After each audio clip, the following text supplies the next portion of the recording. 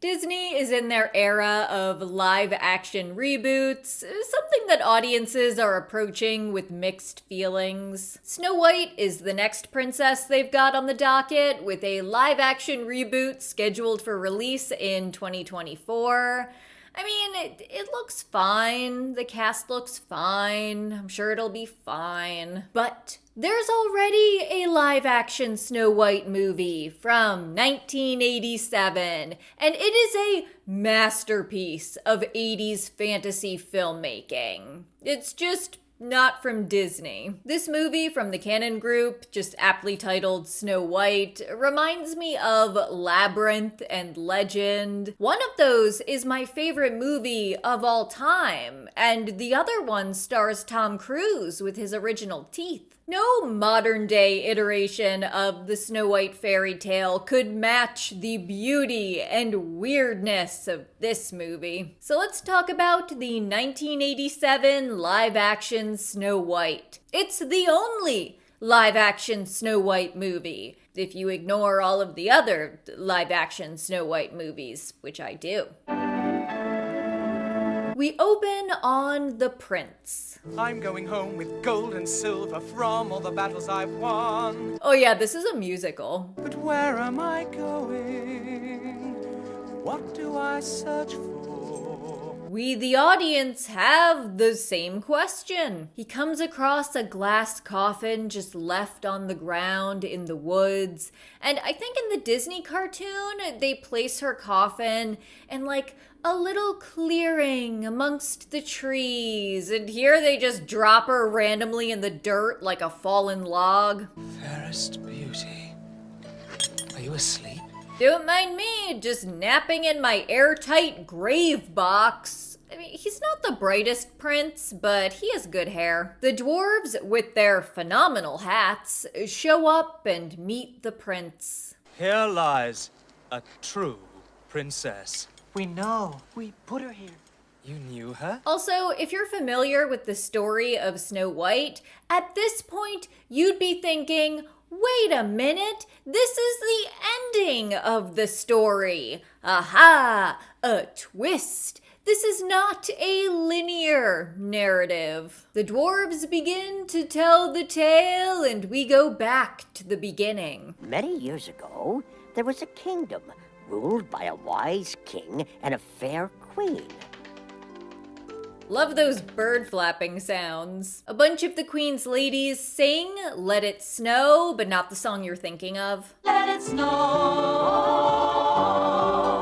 let it snow. Snow White's mother gives the classic line, Makes me dream I had a child with skin as white as snow, white as snow. We'll make a snowman in the snow who looks just like the king. She's not the strongest singer, but it's okay, she dies soon. I'm dying. No. She will need a mother. You must remarry. The plot depends on it. Okay, she's dead. The king's new wife, the evil queen, is played by the indomitable late Diana Rigg. She had a very long and prolific career, but modern audiences probably best know her as Olenna Tyrell from Game of Thrones. Tell Sassy. I wanted to know it was me. I doubt the Disney reboot is going to have a child's bedroom decorated with freakishly high, naked angel statue tables. I like how the actors have to maneuver around them because they're placed so close to the bed just to be in the shot. The queen is very harsh with her ladies in waiting. Lace me tighter. I want to be the thinnest of the ball. Yes, Your Majesty.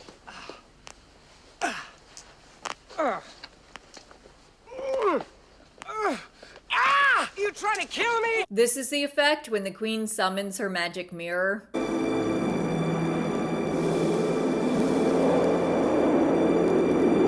Mirror, mirror on the wall. Who is the fairest of us all? She is currently fairest because Snow White has not yet hit puberty. And like, I have to wonder, sure, she's a beautiful woman, but is she really the most beautiful in the entire kingdom. Actually, I'm going to backtrack on that thought because one, the queen could just have anyone who was more beautiful killed, like Snow White was probably not the first go around at this. And two, you could have a very beautiful peasant girl in those times, but even if she was very beautiful, could she afford dental care? Could she afford soap for bathing? Could she afford clean water? Like if she got pox or leprosy, could she afford to treat those things? Unlike the queen, who would have just plenty of resources to focus on her appearance. Snow White was spying on the queen and now summons the mirror herself. What do you want? I'm Snow White. I know who you are. The face who speaks through the mirror is a human face covered in white paint with black eyes. And the other faces laugh maniacally at Snow White until she gets scared and runs away.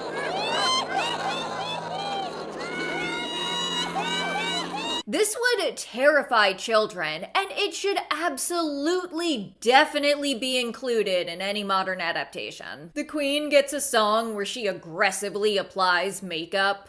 Was there ever such a pretty child? When Snow White grows up, she'll be the most beautiful in the land.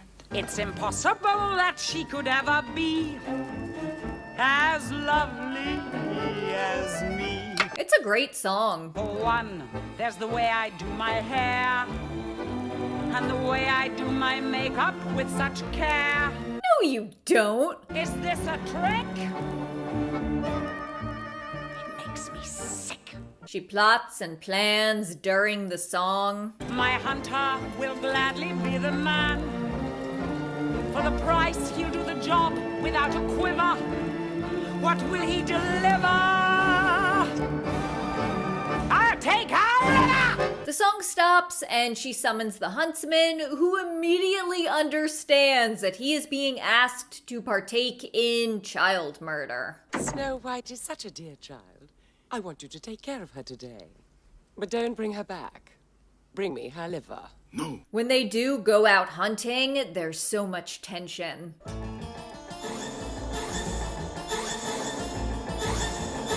But the huntsman lets Snow White go and decides to bring back a goat liver from a goat that conveniently showed up at the same time. I'll run away into the forest. They'll never come back.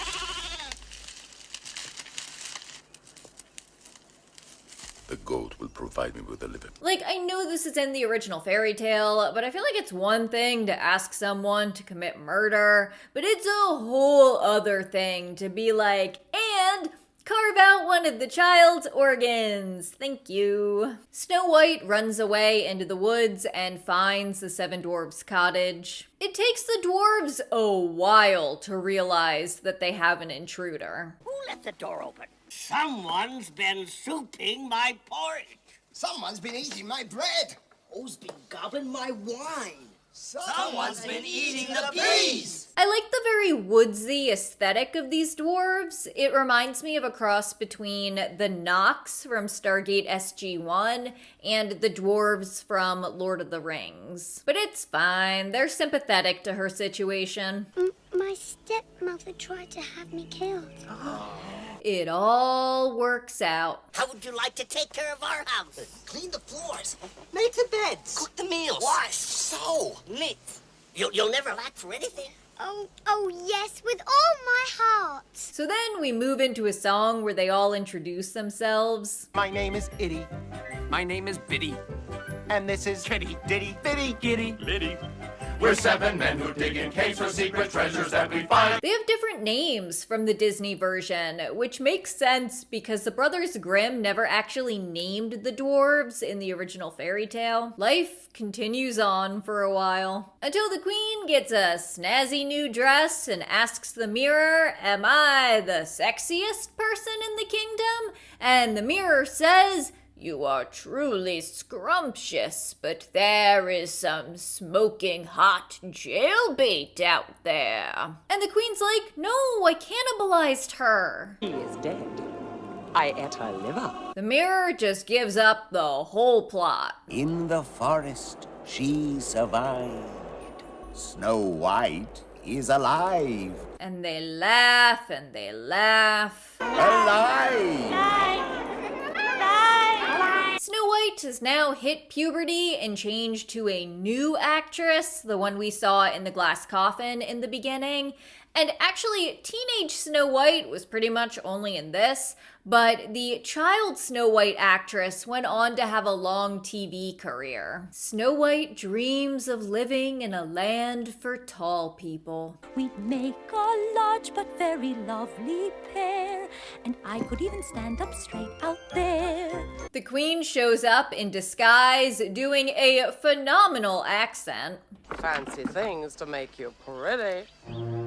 How pretty you are. She tricks Snow White into putting on a cursed bodice. Well, either it's a cursed bodice or the Queen just laces it really tight, really fast. But either way, Snow White passes out because she can't breathe. The Queen makes the rookie mistake of not sticking around to make sure your enemy is dead. She couldn't resist my bodice. Now we'll see who is the fairest. Because then the dwarves are able to show up and cut the laces on the bodice, saving Snow White's life. Meanwhile, the Queen is either taking a relaxing bath or getting voluntarily waterboarded. Milk.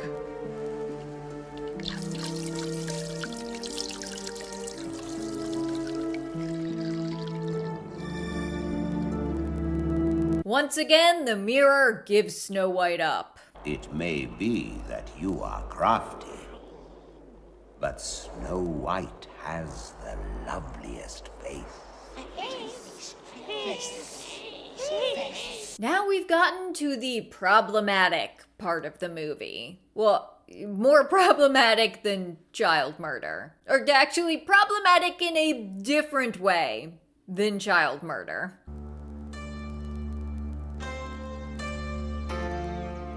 And it gets worse. If you have lovely hair, you may want to come in there. I don't want to linger on this for too long, but it's real bad. I feel like we as a society should have known better in 1987, and I checked the original Brothers Grimm fairy tale to see if there was any sort of precedent for this, and no. They just described her as a different sort of old woman, so they could have done anything. This murder attempt is via poisoned comb. The dwarves save her again and are like, please stop being so stupid. It was the Queen. Not again. But she looked nothing like the last time. All the same, it was her. Should have known. But the mirror is like, nope, still not dead. But she is dead. She is not. The dwarves are smart. They know your plan. They'll save the girl if they can. The Queen is putting a lot of effort into these plans. She's also gone full Rita Repulsa. Poison fruit. Poison apple. Personally, I feel like poisoning an apple shouldn't be so tedious, but what do I know? I've never poisoned fruit before. This time, when a random old woman appears, and by the way, the closed captioning says that she's doing a peasant voice, but this time, Snow White locks up. But the evil Queen is able to convince her to come to the window. Take it as a gift. You're so kind. It is such a nice looking apple. But I shouldn't. Snow White tries to refuse, but the Queen is like, what? Do you think I'm trying to poison you?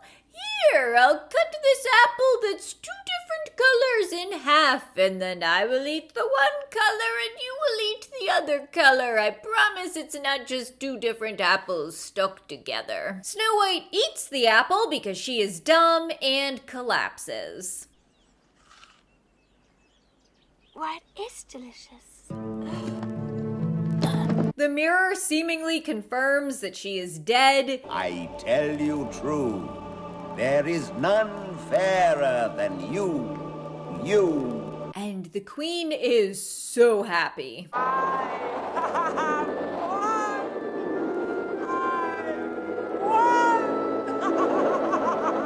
The dwarves find Snow White and think that she's too pretty to bury, so they'll build her a glass coffin. We can't bury her. She looks too perfect. She must be under a spell.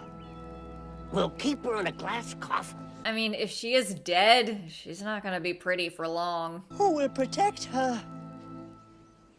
The birds. Oh yeah, like the birds have done a good job so far. Snow White is in the coffin for a year, and since her corpse did not decompose, they assume a spell is involved. And now we're back to present day with the dwarves telling the prince the story. And there she rests, unchanged. She must be under a spell. The prince is like, well, that sucks. I shall spend my entire life in mourning for her. Well, I'm glad that the prince's first instinct was not to kiss the unconscious maybe corpse. He still decides that he needs to take her body home with him. Let me take her home, where she may rest in a royal palace, truly befitting her. However, they did not properly secure the coffin, and it slides out the back of the wagon, with the impact causing the lid to pop open. And now we get the best scene in the entire movie. Princess!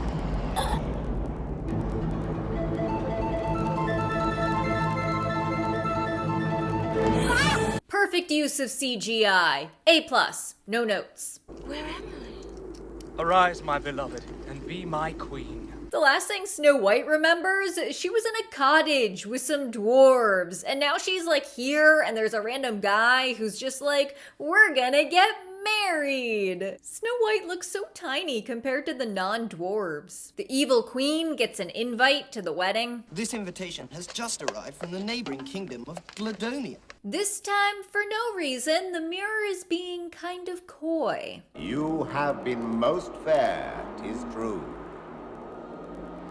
But the prince's bride is more fair than you. She chucks something at it and the mirror gets pissed off. No!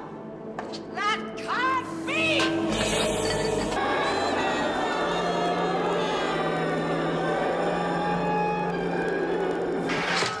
It begins to shatter, and as it does, the queen seemingly gets older. So by the time she gets there to interrupt the wedding, she's looking kinda rough. She sees that the bride is Snow White. Snow White.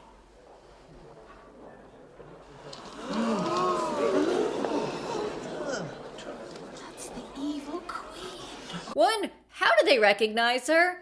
2, is she actually called the Evil Queen? Did she pick that nickname for herself? And now we get the second best scene in the entire movie. After shattering, the mirror starts to explode. And then this happens.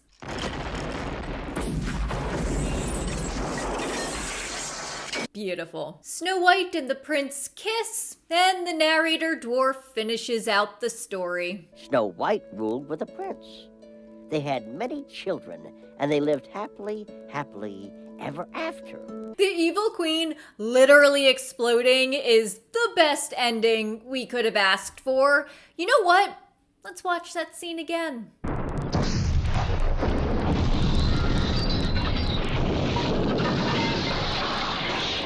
Amazing. The effect is just so realistic. Listen, instead of remaking Snow White, they should just use modern fancy filmmaking techniques to edit out the weird racism in this movie and then re-release it.